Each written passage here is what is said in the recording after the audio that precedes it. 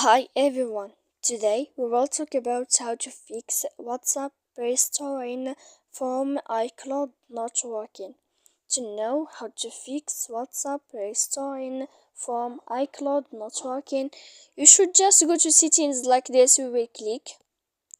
After that, in this page, you will go to apps, default apps, app settings.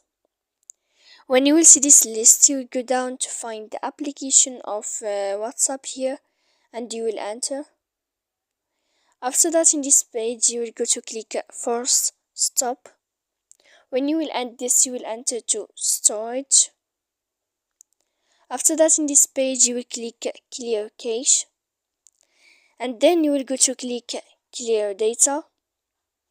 And after all that, you can turn off your Wi-Fi. So please don't forget to support us by like and subscribe. See you next time.